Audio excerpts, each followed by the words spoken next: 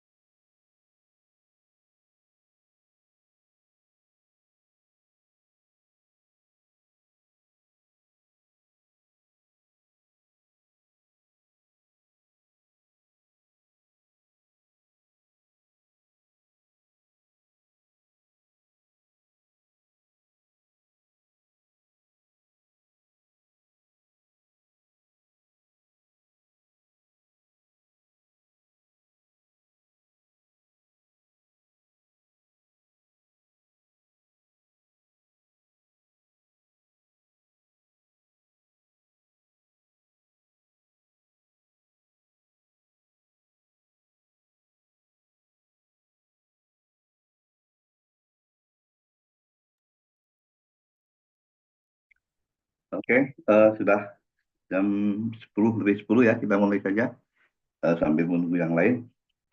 Eh, ya, selamat pagi, Assalamualaikum warahmatullahi wabarakatuh. Waalaikumsalam Waalaikumsalam, Ya, Pak. saya langsung share ini aja ya. Share PowerPoint.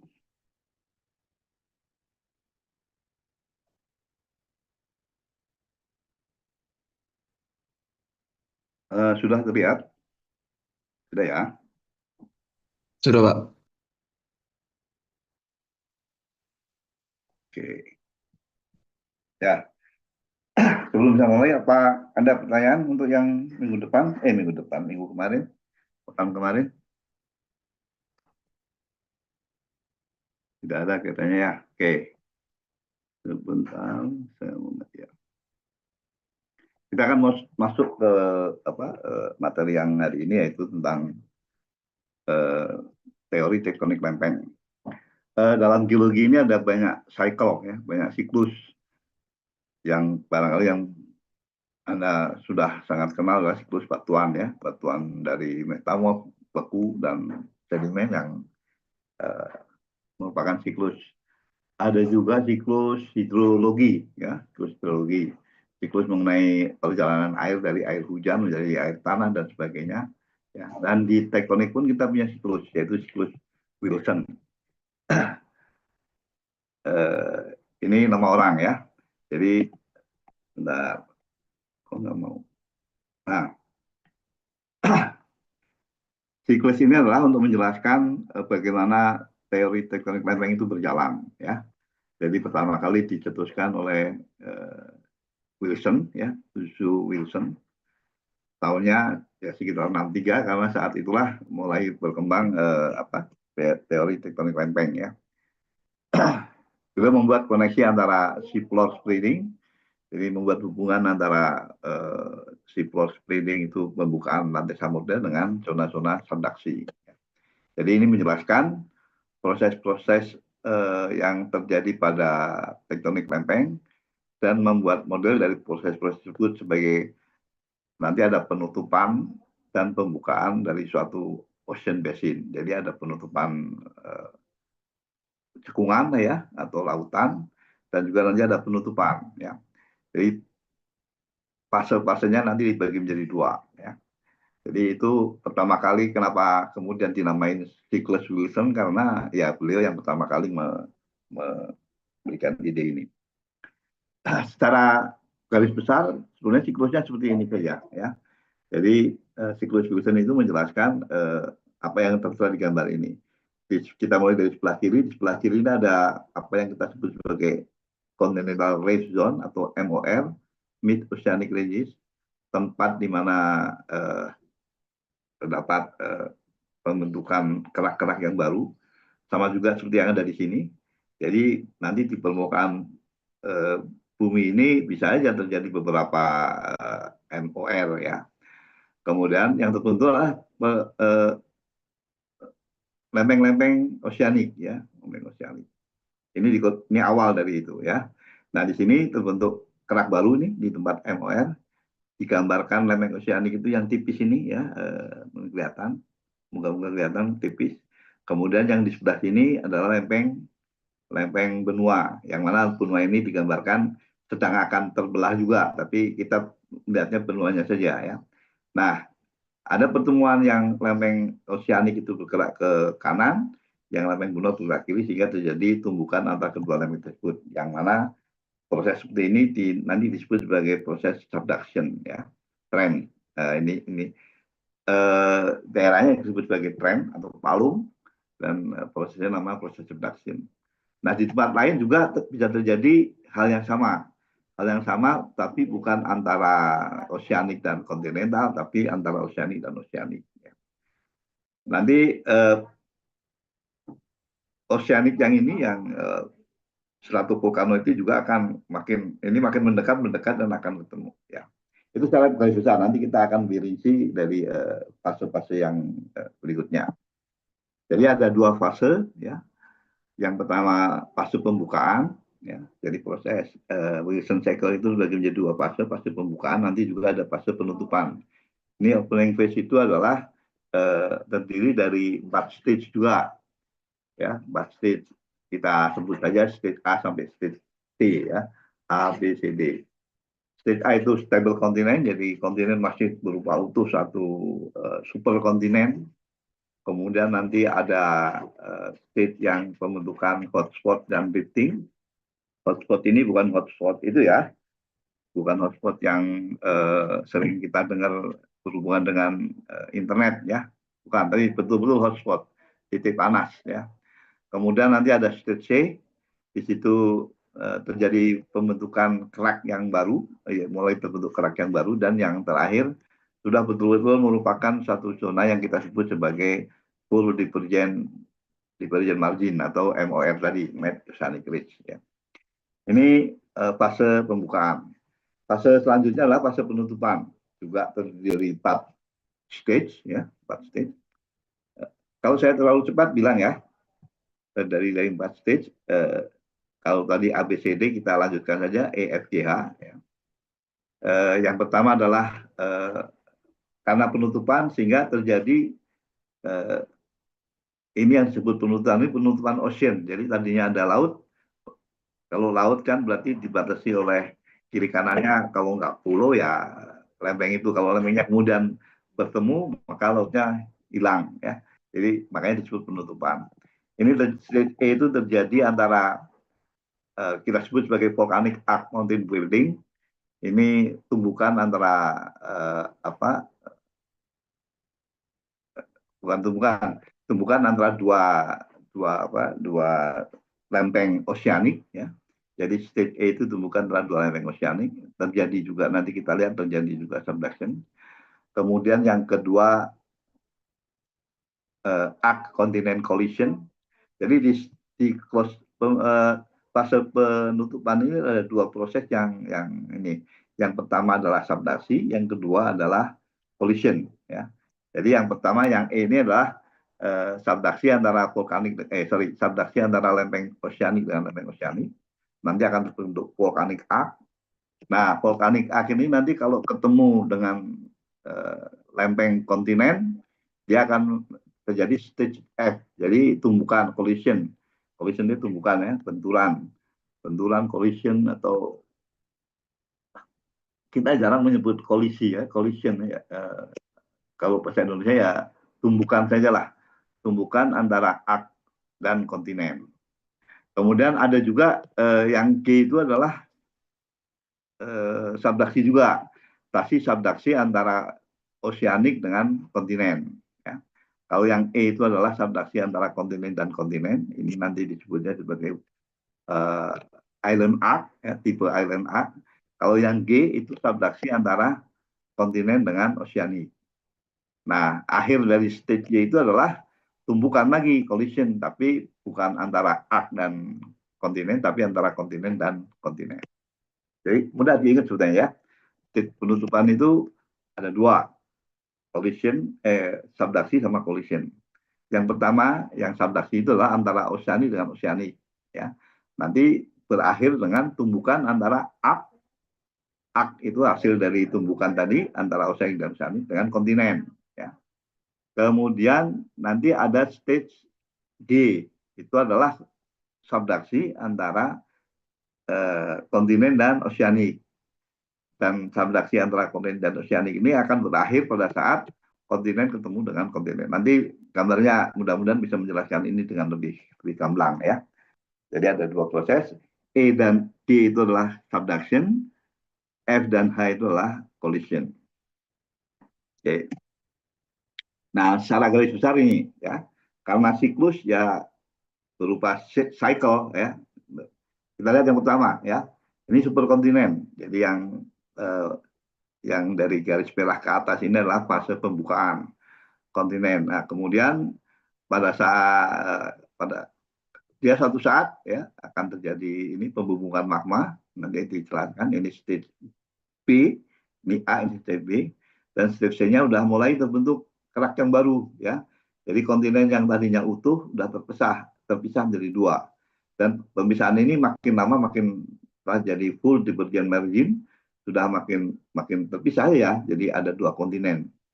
Ini mungkin nanti contohnya seperti yang pernah kalian lihat barangkali tadinya Pangea kemudian terpecah menjadi Laurasia dan Gondwana ya sama aja. Nanti yang ini yang potongan ini bisa aja terpecah lagi menjadi benua atau plate yang lebih kecil. Nah ini semua eh, fase pembukaan. Nah pada fase penutupan tentu terjadi perubahan pergerakan lempeng ya. Jadi ini lempeng yang ini namanya pasif margin ya. Nanti tadi kan bergerak ke kiri ya. Nah ini bergerak ke sebaliknya ya. Lempeng yang ini bergerak ke kanan, yang ini ke kiri sehingga terjadi tumbukan antara lempeng yang hitam ini, yang hitam itu oceanic. Kalau yang warna apa ini? Yang tebal ini adalah kontinental ya. Jadi tumbukan antara oceanic dan oceanic yang hitam terjadi salah satu akan menunjang dan akan terbentuk yang disebut sebagai volcanic arc ya. Ini tipe ini nanti kita sebut sebagai island arc subduction. Jadi island arc tipe island subduksi tipe island arc itu adalah subduksi antara oceanic dengan oceanic. Ya. Nah ini kan makin maju si apa ini mungkin salah panahnya harus ke kanan ya. Panah ini makin maju, kontinen ini makin maju sehingga nanti akan bertumbukan kontinen sama eh, vulkanik kontinen sama vulkanik arc. Nah, jadi di state ini, state A, B, C, D, E ya, di state E. Jadi tumbukan atau collision antara arc dan kontinen. Ya, di tempat lain di sini ya bisa saja terjadi perubahan yang tadinya pasif margin jadi margin atau batas yang tidak aktif. Kemudian karena terjadi perubahan bukan lempeng, yang hitam ini yang oceanic bergerak maju, jadi bergerak ke kanan, yang kontinen bergerak ke kiri, sehingga terjadi subduksi antara kontinen dan oceanic. Ya, ini namanya Cordilleran Type ya. Cordilleran Type subduksi antara kontinen dan oceanic. Kalau yang Alien Arc subduksi antara oceanic dengan oceanic. Nah, pada Cordilleran Type ini bagian ini kan makin maju nih, makin maju sehingga suatu saat akan terjadi tumbukan lagi antara kontinen yang ini dengan kontinen yang ini. Ini sudah menjadi satu kontinen ya. Ak sama kontinen gabung sudah menyatu menjadi satu kontinen dan kemudian tumbukan dengan bertumbukan lagi dengan kontinen yang sebelah kanan dan akhirnya kembali lagi menjadi superkontinen seperti yang di atas ya. Ini berputar ya, berputar sepanjang umur bumi ya. Nah, bagian yang di tengah-tengah antara garis merah ini fase penutupan, di luar itu yang ini ke atas dan ini ke bawah ini adalah fase pembukaan. Mudah-mudahan bisa dipahami ya, mudah-mudahan bisa dipahami. Tapi kita akan lihat satu persatu dari stage-stage tersebut ya. Kita mulai dari stage pembukaan. Nah, sebelum ke sana, ini ada sejarah pembukaan dan penutupan ocean ya. Jadi sepanjang sejarah bumi yang sudah berumur 4 miliar lebih, itu sebuah benua seperti yang gambar ini terpisah, gabung lagi, terpisah lagi, gabung lagi itu sudah berkali-kali ya. Sudah berkali-kali sedikitnya dan nanti ada kita lihat ada 4 atau 5 proses yang terjadi pada ini ya. Jadi yang sering kita lihat, sering dikemukakan adalah ini ya. Jadi dari Dari Pangea, ya, benua Pangea pecah menjadi dua, Laurasia dan Gondwana. Ya, ini pada 200 juta tahun yang lalu. Pangea pada 225 itu Pangea itu masih satu. Dan kemudian pisah. Yang ke selatan itu Gondwana, yang di atas, yang ke utara Laurasia. Jadi ini gambar yang ini yang Jula ya, yang 135 juta. Ini dari sini ke bawah itu Gondwana, yang ini Laurasia. Dan ini makin pecah ya. Pada 65 juta tahun kondisinya seperti ini. Dan ini present day ya, present day. Jadi eh, pada umumnya kepulauan kita itu terdiri dari pecahan-pecahan Gondwana ya, pecahan-pecahan Gondwana. Tapi Laurasia itu ada umumnya pada di belahan utara ya. Tapi sebelum ini ya, sebelum terjadi Pangea, itu juga pernah terjadi berkali-kali pembukaan dan penutupan. Kita lihat aja ini, sedikitnya udah ada 1, 2, 3, 4, 5 atau 6 ya. Ada benua yang namanya Kenor Land. Tentu benua ini udah nggak ada karena ini benua ini ada wujudnya itu pada 2,5 miliar tahun yang lalu ya, 2,5 miliar tahun yang lalu. Tentu kemudian nanti pada 21 juta tahun ini selama 2,5 sampai ini terjadi pemisahan, ya, pemisahan dan gabung lagi menjadi benua yang namanya Columbia atau Nuna. Ini umurnya 2,1 miliar sampai 1,8 atau 1.800 juta ya. Kemudian nanti ini pecah-pecah lagi. Dan setelah pecah gabung lagi pada 1,1 miliar sampai 900 juta itu menjadi benua Rodinia ya. Nah, ini nama-namanya kan tentu mungkin kalian belum belum familiar ya. Jadi ada Kenorland, ada Columbia, itu nama benua ya, benua lempeng benua maksud saya. Kemudian ada Rodinia yang berumur 1,1 sampai 900 dan Rodinia ini juga akan pecah-pecah. Setelah pecah gabung lagi ya. Gabung lagi, gabungannya disebut benua lempeng benua Panotia ya. Dan dari Panotia nanti pada 500 juta sampai 350 terjadi ini ya, yang kita kenal sebagai Pangea dan sebagainya ya. Kita lihat satu persatu nanti ya. Jadi saya ingin mengatakan bahwa benua-benua itu pecah gabung, pecah gabung, pecah gabung, dan ini tentu posisi-posisinya lebih banyak berspekulatif ya, karena tapi dengan dasar ya. Biasanya yang begini itu disebutkan didasarkan atas yang kemarin kita bahas, yaitu paleomagnetisme ya, paleomagnetisme. Jadi kalau batuan yang tadinya ada di lintang tertentu kemudian pindah, itu bisa diketahui ya. Tadinya di ekuator kemudian menjadi sekian derajat lintang selatan, itu jadi telah bergerak, artinya ini terbentuk di lintang 30 LS lintang selatan, tapi posisi sekarang sudah ada di ekuator misalkan. Nah, itu bisa dideteksi dengan meneliti paleomagnetisme. Nah, posisi-posisi itu tentu ada unsur spekulasinya, tapi setidaknya bukti-buktinya tentu masih ada beberapa bukti. Nanti kan karena terpisah gabung, pisah gabung, tentu kan pada saat terpisah ada MOR yang sudah mati ya. Pada saat gabung tentu ada zona-zona subduksi, zona-zona tumbukan. Nah, itu masih ada ya. Beberapa ini bagian masih bisa kita jumpai sampai sekarang ya. Nanti kita lihat saat berbesar. Ini yang Kenorland ya, berumur 2,5 juta.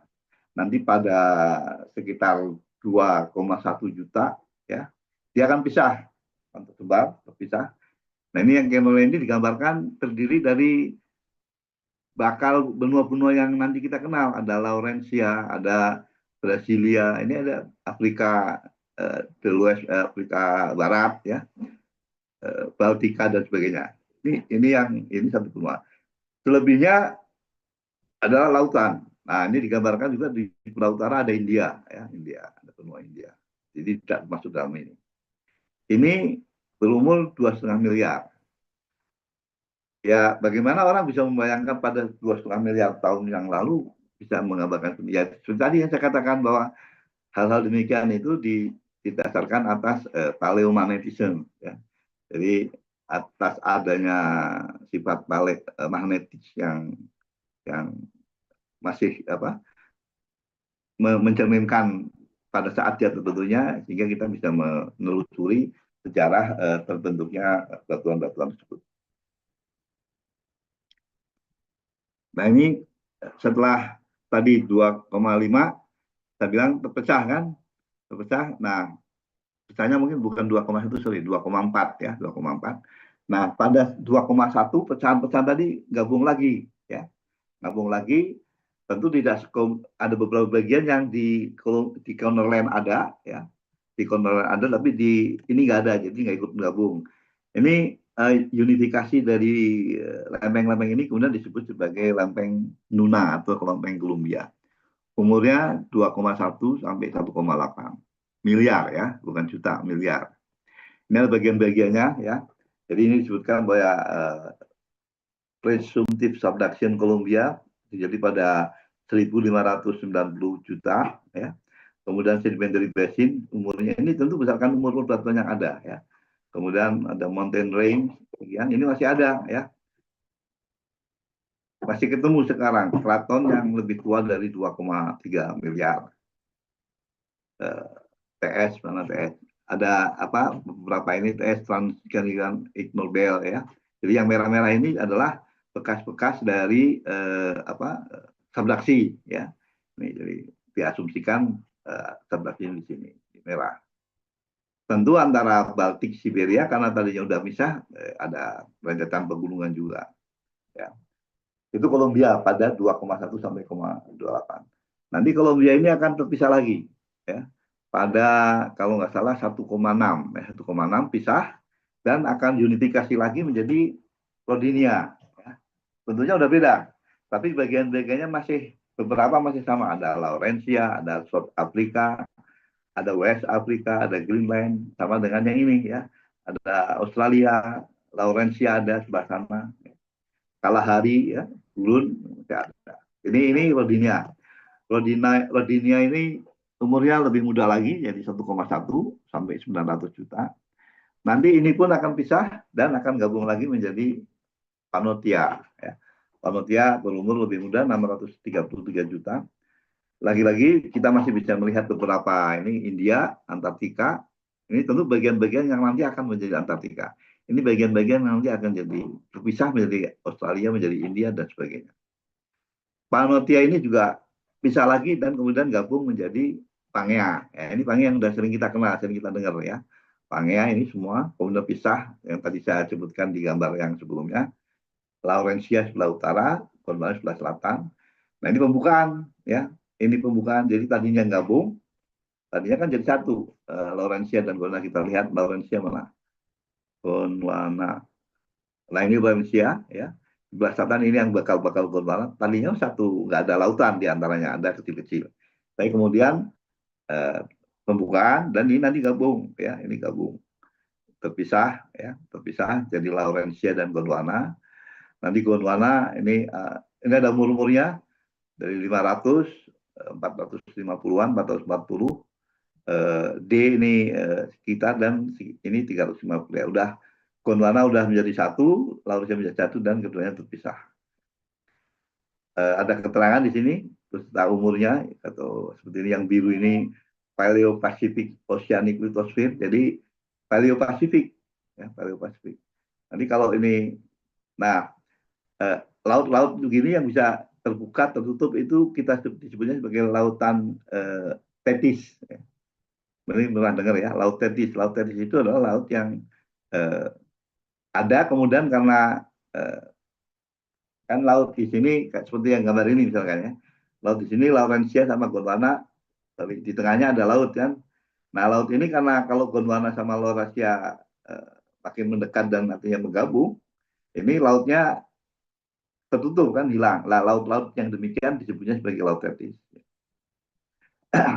Ini seperti Tethys, THY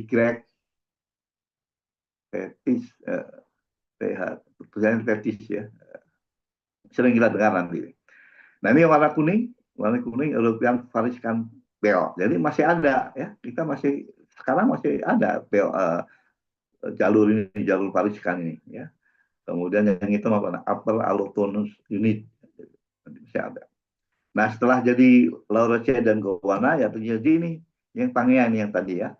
Pangea terpisah jadi Gondwana, Laurentia dan sekarang present day menjadi seperti ini. Nanti kalau kita belajar geologi Indonesia ya, kita akan tahu bahwa basement dari Indonesia, Sumatera, Kalimantan itu terbentuk atas potongan-potongan kecil dari Gondwana yang tadinya terpisah, tadinya Gondwana kan terpisah, kemudian tergabung lagi, di antaranya membentuk basement yang di Sumatera, di Kalimantan, bahkan di di Papua juga ya. Itu nanti dipelajari di geologi Indonesia. Ya, itu sejarah penutupan dan pembukaan sebuah ocean basin ya, ocean basin. Nah, ini kalau kita rangun seperti ini, Canal Line itu bergabung jadi itu menjadi dua. Jadi umurnya 2,5 miliar. Kemudian break up, jadi pecah pada 2,4. Pecahan-pecahan ini nanti gabung-gabung lagi, tidak semuanya tentu ya, ada yang juga datang dari tempat lain, menjadi Luna atau Columbia. Itu terjadi pada 2,1 juta, 2,1 miliar sampai 1,8. Columbia ini juga break up lagi, break up pada 1,5 miliar sampai 1,35 miliar itu break up. Setelah break up tentu gabung lagi menjadi Rodinia. Itu pada sekitar 1 miliar tahun dan break up lagi menjadi beberapa bagian. Nah, yang di break up itu nggak disebutkan ya, tapi dia setelah break up assembly lagi menggabung lagi menjadi Panotia. Panotia pecah-pecah lagi menjadi setelah pecahannya gabung menjadi Pangea. Nah, Pangea ke sana kan kita sudah tahu sejarahnya terpisah menjadi Laosia dan Gondwana, kemudian sampai ke Presende yang tadi. Ya. Jadi ini rangkuman dari pembukaan dan penutupan ocean. Jadi sepanjang sejarahnya bumi ini tidak, memang sepanjang sejarah manusia ada, ya nggak ada pembukaan penutupan ini. Nanti ada contoh-contoh yang pada stage-stage yang ada ya. Oke. Sampai sini ada pertanyaan. Ya nggak terlalu banyak nanti pertanyaan. Silakan.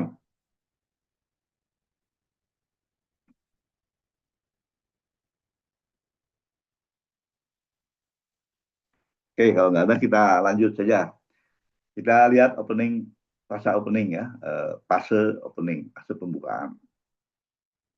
Kita bagi menjadi 4 tadi, A, B, C, dan D ya. Jadi stage A mudah, stage A itu masih berupa superkontinen ya. Jadi pada awal terbentuknya bumi itu hanya ada satu superkontinen, dipercaya demikian ya.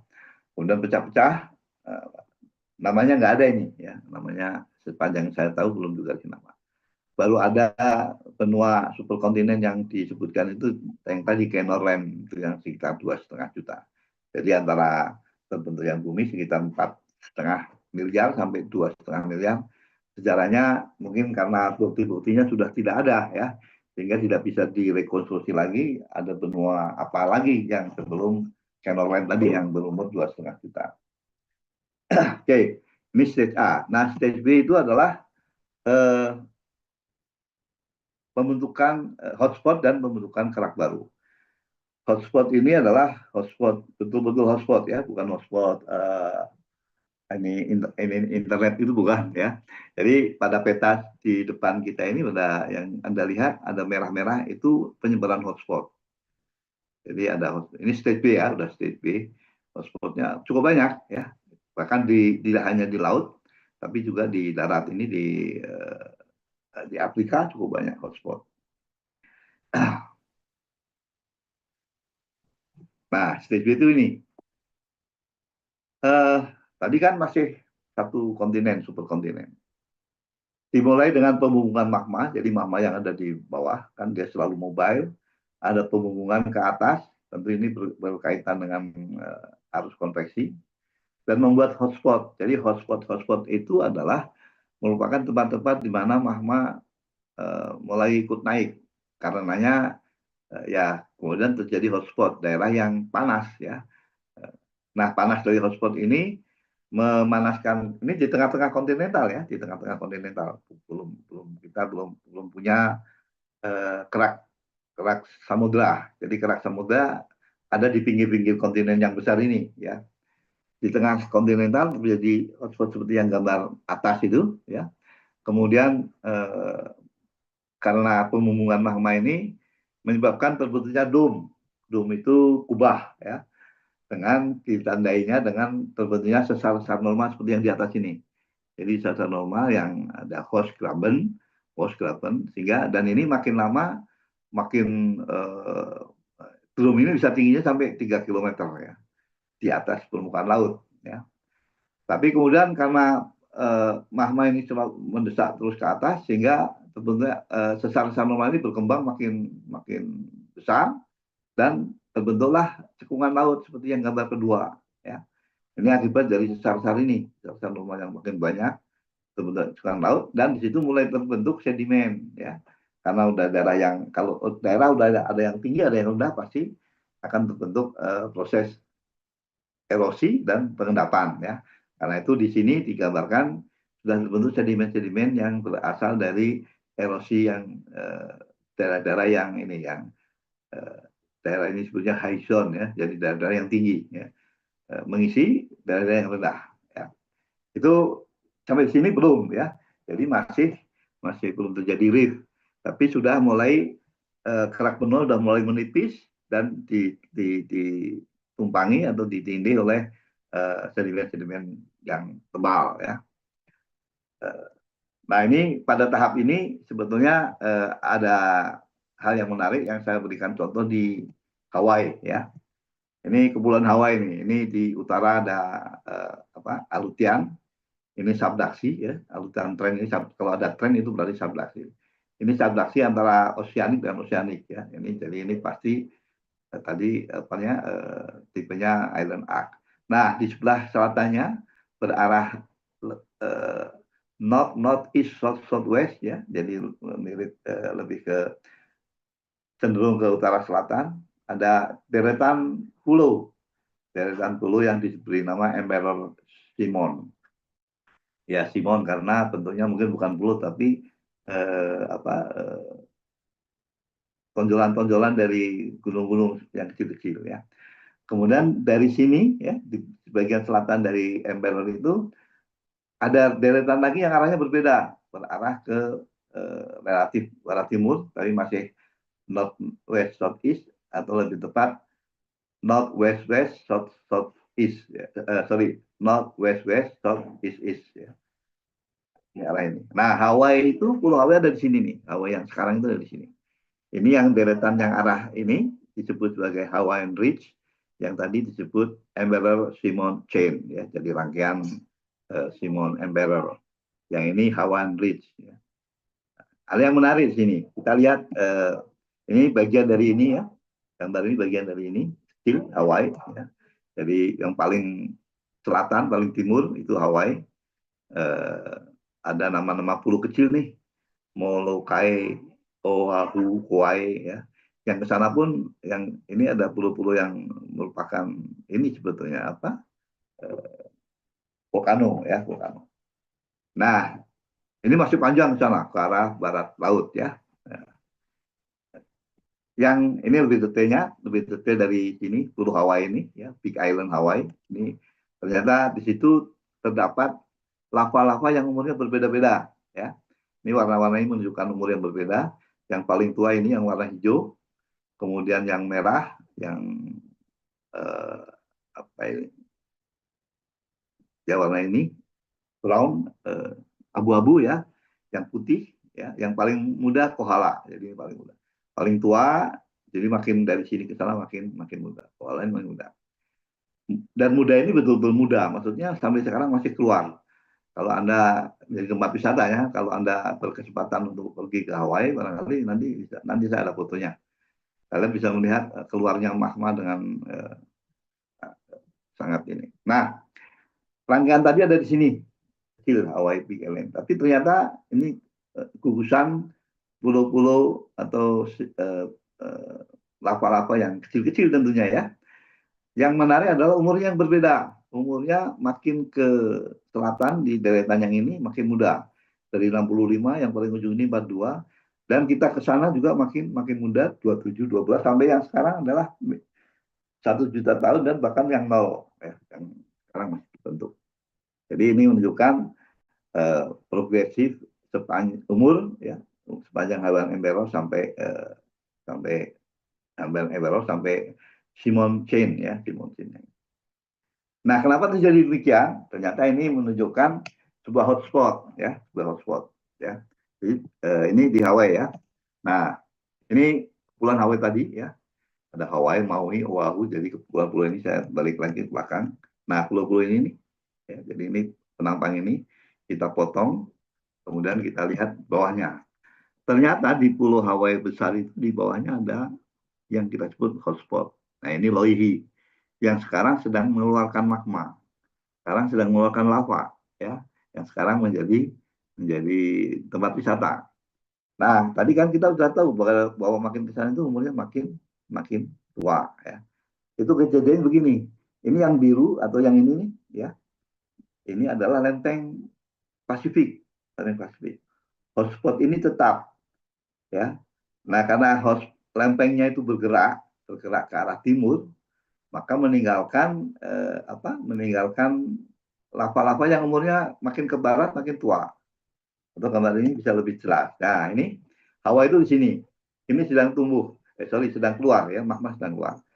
Ini ada panah ke kiri, ini Pacific Plate.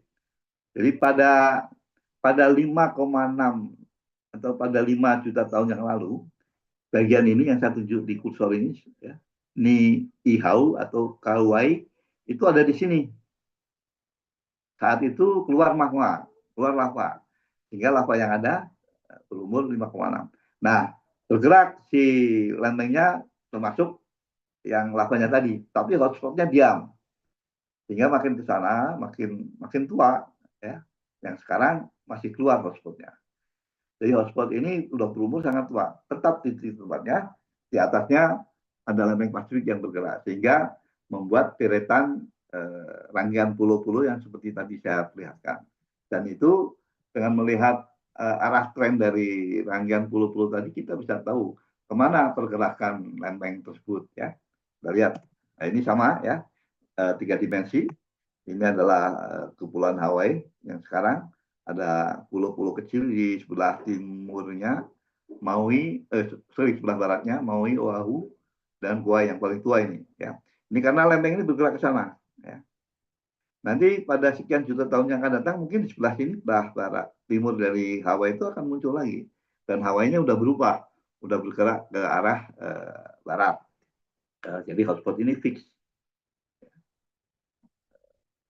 Nah ini, nah rangkaian Hawaii itu yang ini. Yang mana? Nah ini, ya. Hawaii yang fix yang ini. Kan trennya seperti ini.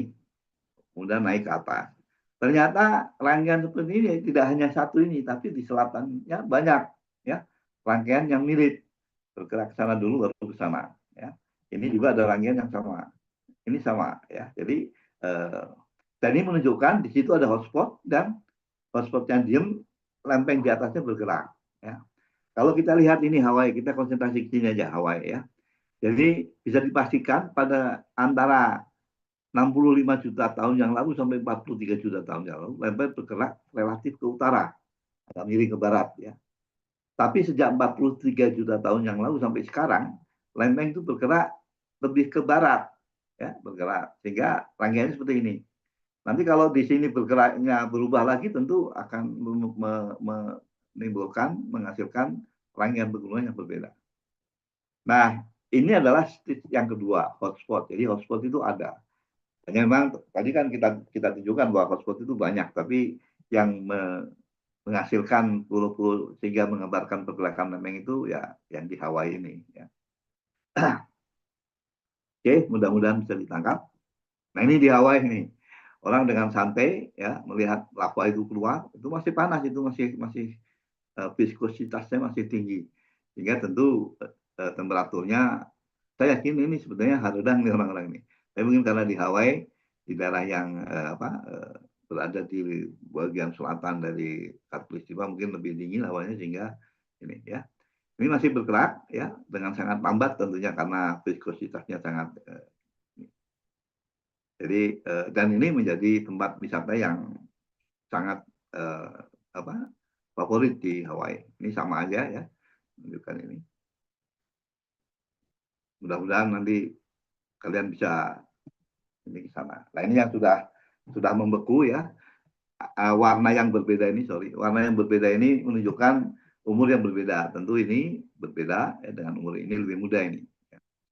Hal semacam ini saya pernah lihat juga di Ternate. Di Ternate itu ada eh, kawasan ya, mungkin eh, apa namanya, bagian dari gunung apa, Ternate, Ternate ya, gunung Ternate itu yang warna lavanya berbeda-beda dan itu menunjukkan umur. Saya lupa nama tempatnya, di nanti ada arang-arang apa arang gitu ya, karena memang menunjukkan batuannya lebih banyak berwarna hitam sehingga orang ini punya arang. Sama dengan ini ya, apa nanti kalau ada yang lebih muda tadi tentu warnanya akan berbeda lagi ya. Jadi berbeda mungkin karena komposisi magmanya berbeda, atau juga karena yang tua ini kan sudah lebih lama expose di permukaan sehingga sudah berinteraksi dengan udara, oksigen sehingga memberikan warna yang berbeda. Oke, nah itu stage B. Jadi gampang ya. Stage A itu adalah superkontinen, kontinen yang masih utuh. Kemudian B-nya itu hotspot dan terbentuknya awal tipe margin. Nah, kita sampai ke stage C, di mana tempat yang tadi pembumbungan magma tadi, mama makin naik ke atas, kemudian terbentuk kerak yang baru. Jadi yang hitam-hitam ada arsir vertikal ini adalah kerak samudra yang baru. Sedang selebihnya ini kerak benua yang tadinya menjadi satu. Jadi sekarang sudah mulai terbentuk mid oceanic rift ya, MOR. Tapi baru yang masih muda. Ini ada contohnya ya. Bagian-bagiannya bisa kalian lihat ya. Ada ini gambar-gambar ini batu gamping ya, karena di dekat kedalaman yang dangkal, kemudian ada sedimen-sedimen yang lain. Nanti ini juga tipikal ya. Jadi terbentuknya kerak samudra yang baru itu nanti ada urut-urutannya, pertama apa, kedua apa, dan sebagainya. Nah, batas ini kan di sini terbentuk batas yang baru antara oceanic yang hitam dengan kontinental yang warna agak kuning ini ya. Ini namanya passive margin, ya, passive margin. Karena batas antara oceanic dan kontinental tapi tidak aktif, makanya disebut passive margin.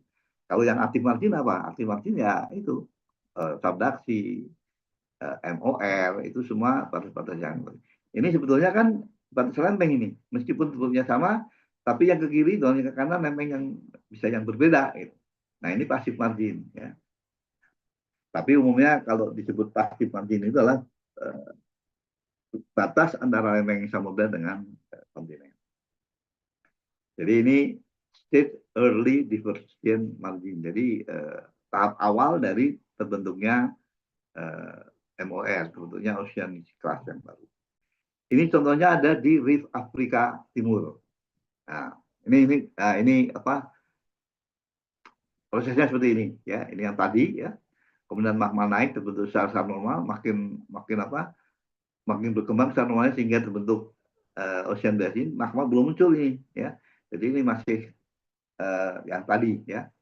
Nah, ini pembumbungan ini gaben-gaben ada gaben, kemudian makin naik magmanya sehingga terbentuk seperti ini. Nah, gambar yang paling atas ini udah terbentuk ini.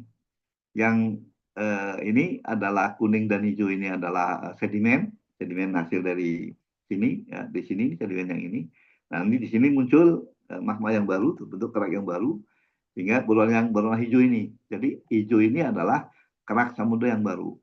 Gambar berikutnya kerak samudranya udah lebih panjang ya. Jadi MOR-nya udah ada di sebelah sini, sebelah kanan. Ini menunjukkan pasif margin tadi. Tahap selanjutnya rifting terjadi memisahkan kerak benua di kedua sisi, jadi yang satu ke kanan, satu ke kiri. Acenosen naik permukaan dan kerak yang baru terbentuk. Nah, kerak yang baru ini kerak magma asal itu kan selalu bersifat basaltik ya. Mudah-mudahan paham prosesnya ya. Jadi sekarang sudah terbentuk ini yang baru. Nah ini yang bagian-bagian dari passive margin ya. Profil passive continental margin berdasarkan gravitasi margin. Jadi digambarkan berdasarkan geofisika ya. Jadi dilakukan penelitian geofisika dengan magnet, dengan data seismik dan sebagainya, sehingga digambarkan gambar kurang lebih seperti ini. Ini contoh dari suatu passive margin. Jadi ini continental crust, yang hijau ini oceanic crust, lebih tipis. Di sini kita masih bisa melihat bekas-bekas sesar-sesar normal pada awal terbentuknya itu, ya. Nah ini kan makin ke bawah, sehingga di atasnya terbentuk sedimen-sedimen yang berumur, makin ke atas tentu makin makin muda. Bagian-bagian yang dekat dengan permukaan laut ya akan di laut dangkal dan sebagainya akan terbentuk reef, ya. Reef. Di sini makin dalam, di sini makin dalam, yang tengah ini reef. Ini berumur Cretaceous, kemudian atasnya berumur Tersier, bawahnya dari Cretaceous Jurasi, lebih bawah lagi nanti lebih, ya. Ini bagian-bagian dari pasif ini. Nah, ini yang bentuk yang kerak samudra yang baru itu terbentuknya seperti ini, ya. Jadi ada magma, kemudian keluar membentuk lapisan kerak samudra. Nah, kerak samudra itu lapisannya seperti ini. Katanya yang paling komplit singkapan ini, ya, dari atas ke bawah, dari lapisan yang 4 sampai 1, ya, itu ada di Oman, ya, negara Oman. Kita hanya bisa lihat fotonya saja, tapi kalau suatu saat kalian karena pekerjaan atau karena apa bisa datang ke tempat-tempat seperti ini, saya rasa sesuatu yang sangat diinginkan, ya. Jadi ada 4 lapisan, ya. Yang paling bawah itu adalah dunit peridotit. Nah, ini semua batuan ultramafic, ya, ultra basah. Kemudian di atasnya ada gabbro yang berlapis, layer gabbro.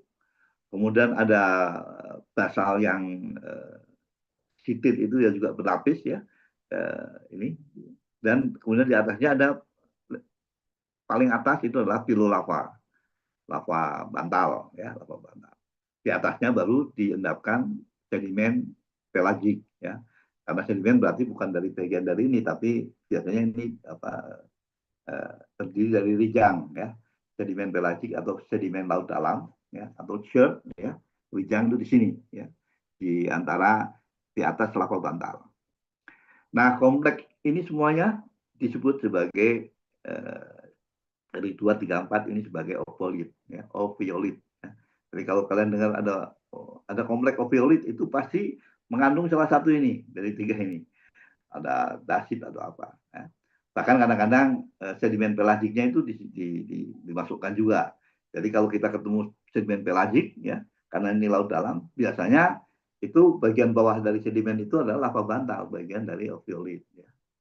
Nah, kalau kalian berkesempatan ke Bumen, ke Karangsambung, kalian akan melihat ini singkapan yang bagus yang menunjukkan pelapisan antara lava bantal dengan rijang, lava bantal dengan sedimen pelagik. Jadi sedimen pelagik itu adalah sedimen laut dalam. Batuannya sering berupa rijang, ya, rijang. Kenapa? Karena rijang itu terdiri dari fosil yang fosilnya itu silikaan. Kalau fosil-fosil yang kita ketemui, yang Anda belajar di itu kan itu karbonat, kan. Sedimen laut dalam itu sedimen yang diendapkan di bawah CCD, ya. Ini dicatat saja, saya nggak nulis di sini. CCD itu adalah batas di mana di kedalaman lebih bawah dari itu sudah nggak ada lagi karbonat. Jadi yang ada silika. Maka kalau pun ada fosil, fosilnya fosil-fosil yang silikaan, yaitu radiolaria, ya. Pernah dengar mungkin, ya. Fosil radiolaria itu tidak mengandung karbonat tapi silika. Nah, batuan rijang itu terdiri dari fosil-fosil radiolaria. Ya. Batuannya berwarna merah, ya. Bahkan batu gampingnya ada batu gamping karena kadang-kadang pada CCD itu pada kedalaman sekitar 4.000, ya. Di beberapa tempat berbeda, jadi batasnya tidak horizontal gitu, tapi mungkin di tempat lain 3.000, tempat sini 5.000 atau 4.000, tapi rata-rata 4.000 meter kedalaman. Di bawah 4.000 meter itu udah di bawah CCD. Jadi kalau di situ ada sedimen, sedimennya kita masukkan sebagai kategori sebagai sedimen laut dalam atau pelagic sedimen. Ya. Nah, ini makin lama ini yang gentong kayak gentong berwarna ungu ini sebenarnya ini kan sebagai magma chamber, ya. Ini makin lama muncul terus magma sehingga mendorong batuan-batuan yang lebih tua ke arah kanan, sebelah kanan, dan sebelah kiri batuan yang lebih tua mendorong sebelah kiri. Jadi batuan-batuan ini ophiolite suite-nya makin ke kiri, makin menjauh dari reef itu makin tua. di lift udah di tempat lift itu yang paling mudah. Ya. Nah ini yang ini foto udah saya ambil tahun, wah kalian masih nggak tahu udah lahir nggak tahu belum ya, sekitar tahun 2000-an lah ya, 2000-an. Ini mungkin Anda kenal nih Pak Yan ya, Yan, ini saya, ini Pak Agus Didit ya, kemudian Pak Agung. Nah yang dua ini dosen-dosen kita ini yang ini Pak Sahrul ya, pendiri lab stratigrafi ya, sudah meninggal. Kemudian Pak Uman masih jagad, sudah berumur hampir 90, tapi masih bisa ke lapangan beliau. Ini cikal bakalnya labnya Pak Adam ya, geokimia. Nah, yang kita duduk ini lava ini. Kan kalau kita lihat bentuknya kayak bantal ya. Karena itu disebut sebagai lava bantal atau pilolava, pilobasal seringnya disebutnya. Pilobasal karena bersifat basaltik, maka disebut pilobasal. Atau juga orang nyebut pilolava, atau juga menyebut ya kalau bahasa Indonesia lava bantal, lava basal. Ini di Karangsambung. Jadi kalau kalian ke Karangsambung, ini kalau anak teman-teman kalian dari ITB, dari yang masih ke Karangsambung itu pasti ke sini karena ini salah satu. Jadi ini adalah lantai samudra, atau ini ya, lantai samudra pada umur kalau nggak salah sekitar Kretasius. Kretasius itu Mesozoikum kan, Mesozoikum. Kita sekarang kan Paleozoikum. Kapur, Jura, Trias. Nah, sedikit lebih muda dari dinosaurus Jura. Nah, jadi umurnya tua. Jadi ini kita berdiri di atas lantai samudra yang berumur sangat tua. Di Jawa memang batuan-batuan platesir itu muncul hanya di sedikit tempat ya. Di Karangsambung ini yang paling terkenal, kemudian di Bayah ya, sorry di mana tempat park itu geopark itu Tiltuh ya, itu ada lava bantal juga, tapi ternyata penelitian yang terakhir ini menunjukkan umurnya tidak setua yang ada di sini. Nah di bawah ini, di atas ini itu ada batuan rijang atau lapisan sedimen atau sedimen pelagik. Nah itu tadi kita di sini nih, ya. Nah ini di depannya ada sedimen pelagik. Ini posisinya sudah berubah ya. Jadi sedimen pelagik ini sudah tegak. Jadi kalau kita putar, sedimen pelagiknya di atas, lava bantalnya di bawah. Jadi ini bagian dari ovolit yang ini sedimen pelagik. Ini apa? Selang-seling antara rijang atau chert ya. Rijang itu bahasa Inggrisnya chert, sering disebut chert ya, chert, dan berselang-seling dengan batu gamping yang warnanya merah. Nah, kenapa ada batu gamping? Karena memang berarti diendapkan di sekitar CCD. Pada saat dia di atas CCD masih ada karbonat, tidak batuannya mengandung gamping. Pada saat di bawah CCD dia tidak mengandung karbonat, tapi terbentuk rijang dengan fosil-fosil radiolaria. Ini tempat favorit kalau bersama. Ya. Dulu mata kuliah ini tektonik terakhir itu saya lupa, mungkin sekitar tahun 2015-an ya. Jadi sekitar 10 tahun yang lalu terakhir di sini membawa mahasiswa angkatan 2013 ya. 2013 masih saya bawa ke sini. Tapi kemudian ke sini saya mengalami kesulitan, saya dengan Pak Ian dan kawan Pak Adam misalnya juga bareng, mengalami kesulitan untuk membawa kalian untuk kulap ke sini.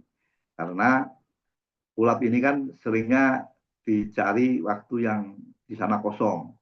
Nah, kosongnya itu adalah pada saat liburan. Jadi, karena berkaitan dengan nilai. Sebelum ke Karangsambung, saya nggak bisa mengeluarkan nilai. Dan itu tidak diperkenankan. Nilai itu harus keluar pada akhir semester. Sehingga, karena tidak ada hubungannya dengan nilai, sehingga saya hapus. Tapi kalau itu saya hapus itu sekitar tahun 2010. Tapi angkatan-angkatan berikutnya setelah saya hapus ternyata masih ingin pada ke sana. Jadi selama 3 atau 4 angkatan berikutnya itu saya masih membawa mahasiswa ke sana, tapi atas inisiatif sendiri. Jadi mahasiswa membentuk panitia sendiri, nggak ada hubungannya dengan mata kuliah, membentuk panitia sendiri, kemudian mengorganisir, mengajak saya, Pak Yan, Pak Adam, untuk kemudian menjadi struktur di Karangsambung. Nah, sejak angkatan 2014 kalau nggak salah ya, itu Kalian sudah nggak ada minat lagi ke sana ya sudah ya. Kalau nanti berkesempatan mungkin yang rumahnya kampungnya dekat-dekat di Jawa Tengah sana pada saat liburan ini bisa aja datang ke sana ya ke Karangtambung. Di sana fasilitasnya komplit ya. Ada tempat untuk nginep dengan tempat yang sangat nyaman, ada tempat untuk belajar, ada tempat penyewaan kompas, tempatnya. Jadi ada kampus memang itu kampus punya. Dulu punya LIPI, punya BRIN, sekarang juga punya BRIN ya, tapi itu LIPI.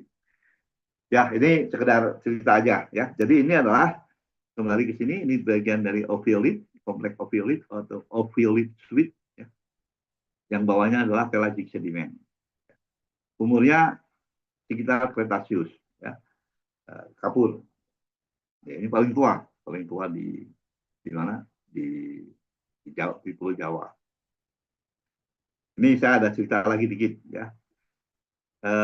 Rektorat kita itu yang bentuknya seperti kompor ya, itu dulu apa batu fondasinya itu kita ambil dari Ciletuh. Maksudnya kata Pak Rektor saat itu ingin dibentuk fondasinya itu diambil dari batuan tertua di Jawa Barat. Kalau tertua di Jawa Barat ya kita lari ke Ciletuh. Karena itu kami dari FTG beberapa orang dosen waktu itu ya banyakkan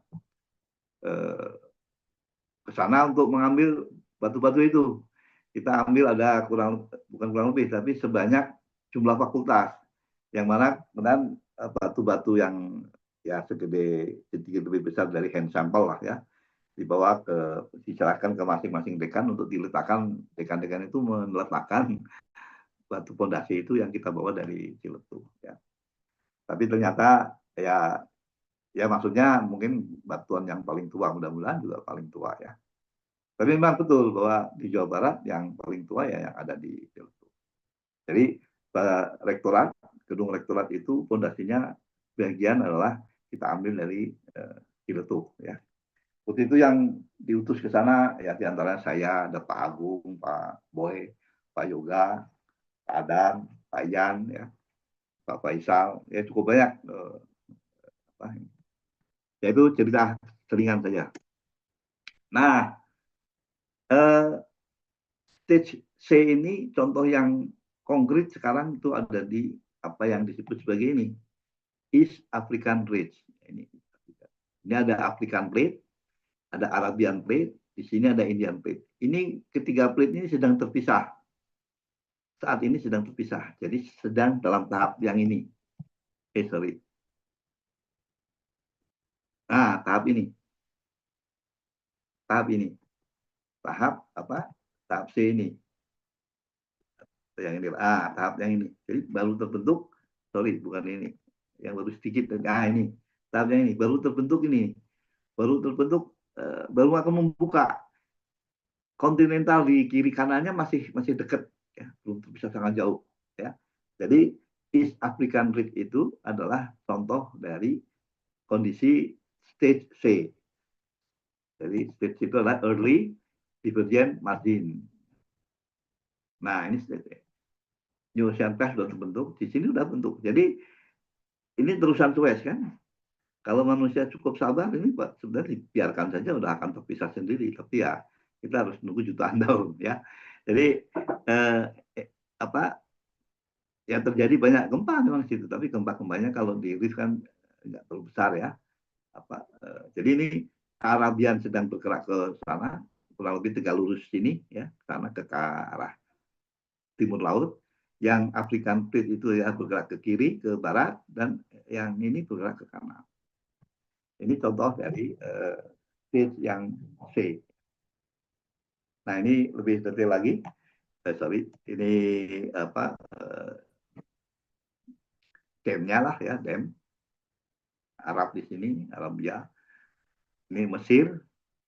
Nah ini pergerakan namanya di Juan Panah Merah ini. Jadi Arabian Plate itu, Arabian Microplate, ya kita ini sedang menuju ke utara timur laut, yang ini ke barat, Pasifik juga ke sana. Ini ada danau yang paling besar, Victoria Lake itu, kalau nggak salah danau yang paling besar. Ya. Terbentuk karena ini nih. Jadi yang panah-panah yang menunjukkan ini, dan ini nanti suatu saat sekian juta tahun yang akan datang. Saya lupa berapa kecepatan ini ya. Dia akan terpisah, betul-betul terpisah. Yang Arabia lari ke utara, yang Afrika lebih ke barat atau timur dan sebagainya. Sama aja nih gambar yang sama, tapi dengan ini Victoria Ridge ya di Kenya, Kenya Dome. Ini sedang ini sama ya, ini Victoria Ridge-nya. Jadi sedang terpisah ya, melibatkan tiga plate. Nah, stage D itu yang C ya. Stage D adalah stage yang sudah membentuk full development margin. Jadi kontinen udah mulai terpisah ke menjauh dari mid oceanic ridge, jadi menjauh dari ini, makin ke gambar ini berarti makin karena ini MOR-nya di sini, maka gambar ini akan yang benua ini yang tebal ini akan bergerak ke kiri. Bagian ini disebut sebagai pasif margin ya. Ini pasif margin. Jadi kerak yang dingin makin lama kan makin dingin. Ini kan sini terbentuk kerak baru masih panas. Makin lama makin dingin sehingga beratnya makin besar ya, dan turun ke bawah. Jadi dalam kurun waktu 5 sampai 10 juta tahun, daerah yang awalnya 3 sampai 5 kilometer di atas permukaan laut menjadi tenggelam. Di sini mungkin ada mid oceanic ridge. Ridge itu artinya kan hubungan. Jadi memang di laut ini muncul ke permukaan, ya, muncul ke daerah di atas batimetri gitu maksudnya. Jadi hubungan. Ini makin ke menjauh, makin dalam, ya. Jadi makin. Karena itu diperlukan waktu kurang lebih 100 juta tahun agar keras menjadi stabil udah dingin dan karena beratnya bisa mencapai kedalaman 14 km. Dan kalian bayangkan dari 3 km menjadi lebih dari 10 km karena sudah sangat dingin ya. Oke, itu stage D. Jadi full di bagian margin dan selesailah fase pembukaan. Fase pembukaan sudah selesai. Berikutnya nanti akan ada, nah ini gambaran pasif margin. Sesar normal yang dulunya masih kelihatan, masih ada jejak-jejaknya. Ini lava-lava yang masih tertinggal sebagai batuan intrusif ya, terobosan. Ini batu gamping, ya, ini juga batu gamping. Jadi ini dulu sebelumnya bukan pada kedalaman ini ya, yang terbentuk batu gamping dan selebihnya adalah sedimen-sedimen di atasnya. Mungkin di sini sudah terbentuk sedimen pelagik, ya, sedimen pelagik terbentuk ini kan dalam, ya, dalam. Oke, sampai sini ada pertanyaan. Ya, kira saya. Halo? Slide saya masih tinggal dikit sih sebetulnya, tapi ya. Ada pertanyaan? Cukup, Pak. Ada. Nah, kita lanjut aja lah. Sedikit lagi. Sekitar 10 slide mungkin ya. Kurang.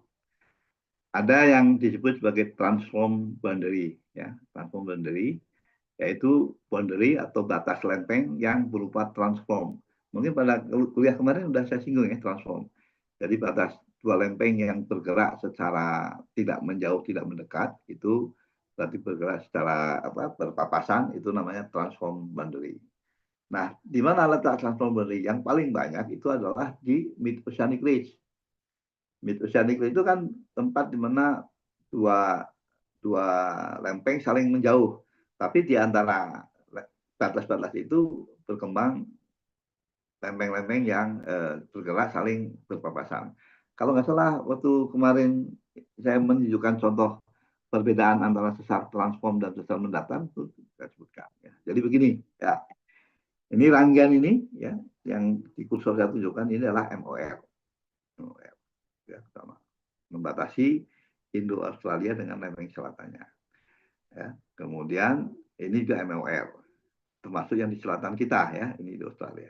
Jadi sebelah selatan Australia itu ada MOR. Jadi kalau kita lihat ini Australia itu memang makin lama makin mendekat. Ya. Di sini ada pulau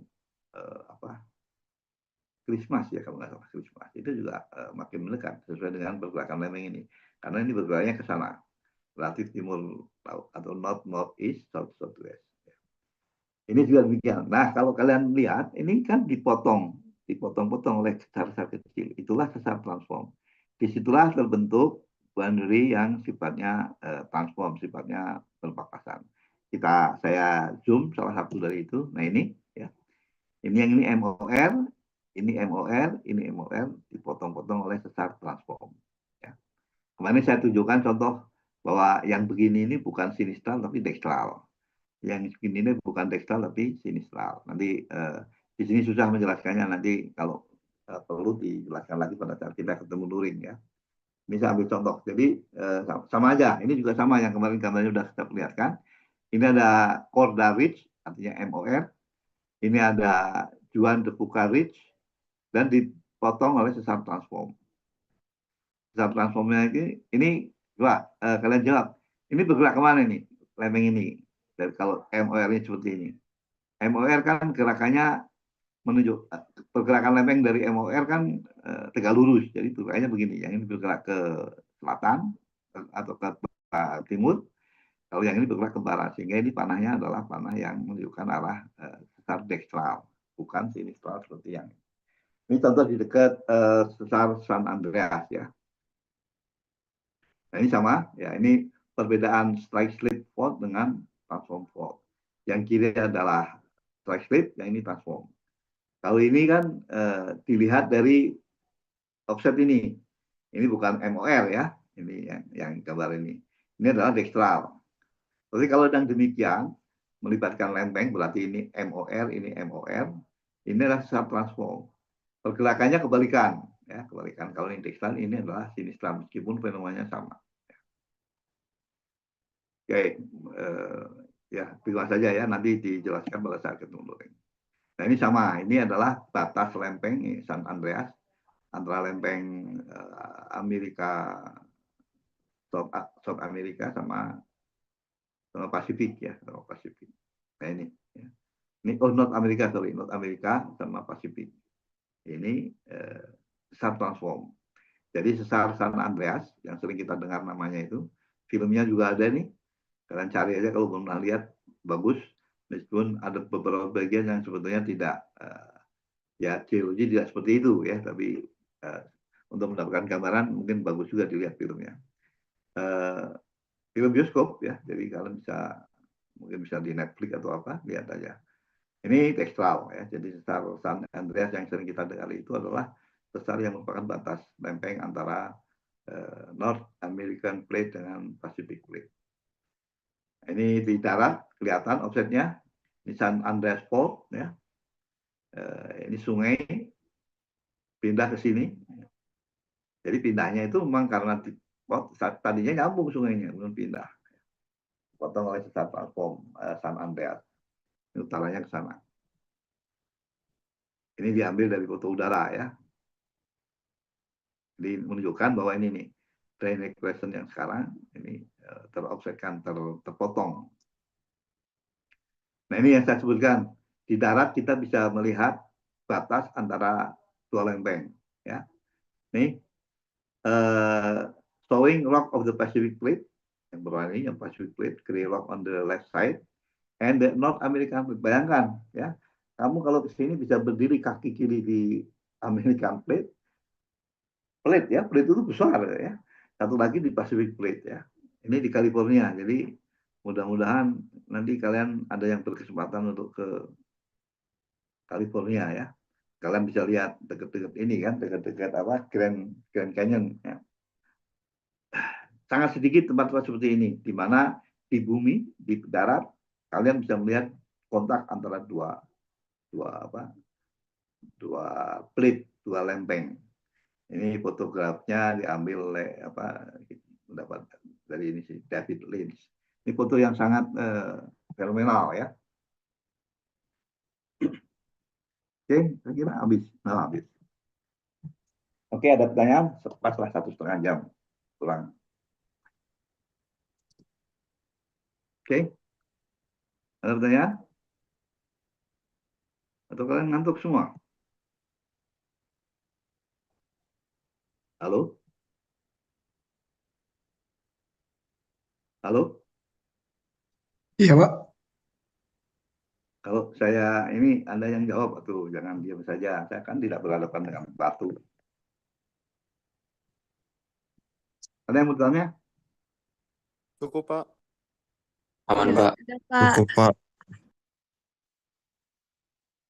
Oke, mungkin memang kendala saya paling nggak suka memang mengadakan kuliah karena tidak berinteraksi dengan maksimal dengan kalian ya. Nggak apa-apa. Nanti saya kirim ini slide-nya ke Gerald ya, ke ketua, ke koordinator. Kalian pelajari nanti kita kalau memang masih harus dibicarakan, terus ini kita ulas lagi nanti pada setelah Lebaran ya. Berarti hari Rabu tanggal berapa? 7, 9 mungkin kalau nggak salah ya. Mudah-mudahan baik, kalau nggak ada saya tutup aja ya kuliah kita hari ini. Nanti tolong Gerard ingetin saya kalau saya belum mengirim sampai sore nanti ya. Baik, Pak. Ya apa slide-nya nanti kamu sebarkan ke teman-teman. Baik, kalau tidak ada saya ucapkan terima kasih atas perhatiannya. Sampai ketemu di mudah-mudahan setelah Lebaran kita bisa ketemu lagi di kelas ya. Absen saya nggak tahu ada di itu nggak di lihat ada. Halo, absen di siat ada nggak? Belum Nggak dengar saya, nggak dengar suara kalian saya. ada, Pak. Kenapa? Belum ada. Belum ada. Nanti kalau sampai ini nggak ada nggak apa-apa lah. Nanti di absennya kayak yang teman kita sebelumnya, jadi kita absen secara luring aja. Baik, terima kasih. Assalamualaikum warahmatullahi wabarakatuh. Waalaikumsalam. warahmatullahi Terima kasih, wabarakatuh. Pak. Terima kasih, Pak. Terima kasih, Pak. Terima kasih, Pak. Iya.